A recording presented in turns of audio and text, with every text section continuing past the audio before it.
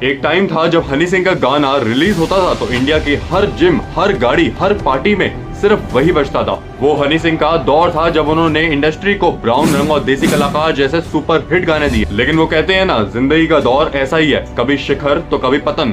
और हनी सिंह के साथ भी कुछ ऐसा ही हुआ। अपनी करियर की पीक को छूने के बाद एक ऐसा फेज आया जहां वो इंडस्ट्री से अचानक गायब हो गए और 4 सालों के बाद जाकर उनका एक गाना रिलीज हुआ। लेकिन ये सब कुछ इतना भी आसान नहीं रहा। हनी सिंह का असली कमबैक जहां लोगों ने उन्हें फिर से एक्सेप्ट किया, उसमें उन्हें 8 साल लग गए। और जब वो लौटे तो अकेले नहीं बल्कि अपने साथ एक ब्रांड भी लॉन्च किया। ऑफिशियली ये फैंस के लिए था, लेकिन क्या सच में? नमस्कार दोस्तों, मैं हूं कृष्णा और चलिए सीधा मुद्दे पर आते हैं। जुलाई 2025 दुबई।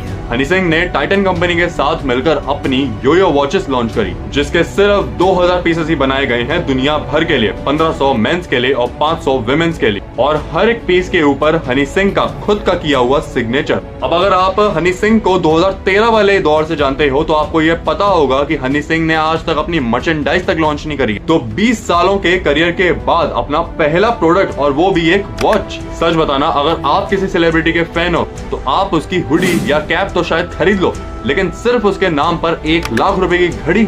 एग्जैक्टली इसीलिए ये जानना और भी ज्यादा इंटरेस्टिंग हो जाता है, क्योंकि ये वॉच उन नॉर्मल फैंस के लिए कभी बनाई ही नहीं गई थी। ये उन लोगों के लिए बनाई गई थी जो हनी सिंह को सिर्फ एक सिंगर नहीं बल्कि अपनी लाइफ का एक पार्ट मानते रहे हैं। हनी सिंह ने लॉन्च के समय कुछ ऐसा भी कहा था जिससे लोगों को लगे कि वो सिर्फ अपनी एक वॉच नहीं सेल कर रहे हैं बल्कि उसके साथ अपनी स्टोरी और इमोशन भी शेयर कर रहे हैं। एक चीज जो लोग इग्नोर कर देते हैं, हनी सिंह ने ना तो ये वॉच को डिजाइन की है, ना ही मैन्युफैक्चर की है, और ना ही ये उसको सेल करते हैं। लेकिन फिर भी ये सब उन्हीं की एक सोची समझी स्ट्रेटेजी है। इनको अपने वॉच ब्रांड के साथ टाइटन का नाम जोड़ना था और ऐसा इन्होंने किया भी, जिससे इनके ब्रांड को मार्केट में क्रेडिबिलिटी मिलती है, मैन्युफैक्चरिंग प्लांट मिलता है, quality control, after sale service, ये सब कुछ। और ऐसे ही टाइटन ने मैन्युफैक्चरिंग को संभाला। दुबई की ओपल कंपनी ने इनकी मार्केटिंग, डिस्ट्रीब्यूशन और इनके फ्यूचर एक्सपेंशन को भी हैंडल किया। और हनी सिंह ने दिया है अपना फेस और स्टोरी। इसको बिजनेस लैंग्वेज में कहते हैं सेलिब्रिटी लाइसेंसिंग, यानी प्रोडक्ट किसी और का और ब्रांड तुम्हारा। लेकिन ये प्रोडक्शन और डिस्ट्रीब्यूशन सब तो ठीक है, लेकिन हनी सिंह आखिर इन सब से कितना पैसा कमा लेंगे? तो अगर आप कॉमर्स बैकग्राउंड से हो या फिर एक व्यापारी हो तो अभी तक आपने ये तो कैलकुलेट कर ही लिया होगा कि लगभग इनकी 90,000 रुपए की घड़ी के 2000 पीसेस बनाए गए हैं। तो इसके अकॉर्डिंग हनी सिंह मोटा मोटा 18 करोड़ का रेवेन्यू कर लेंगे। सुनने में तो ये बड़ा लगता है, लेकिन जब आप इसको ब्रेक डाउन करोगे तो marketing cost, manufacturing cost, taxes, operation cost और रेवेन्यू शेयरिंग, तो हनी पाजी की एक्चुअल अर्निंग शायद 1-2 कॉन्सर्ट से भी कम हो। तो आखिर उन्होंने ये डील साइन ही क्यों करी? एक सिंगर जब अपने करियर की पीक पर होता है तो उसकी इनकम कॉन्सर्ट्स, रॉयल्टीज और स्ट्रीम से आती है। लेकिन जब वही सिंगर 40 की उम्र के पास आ जाता है तो उसको एक और चीज चाहिए होती है, लॉन्जेविटी। माइकल जॉर्डन ने अपने शूज बनाए, रिहाना ने अपना ब्यूटी ब्रांड बनाया और हनी सिंह ने वॉचेस बनाई। और ये सब कुछ एक ही चीज के लिए होता है, ताकि जब गाने प्लेलिस्ट में ना भी हो तो भी उनका नाम मार्केट में बना रहे। बेसिकली इसका एक और रीजन ये भी है कि कॉन्सर्ट, शोज और टूर्स में हनी सिंह की प्रेजेंस रिक्वायर्ड होती है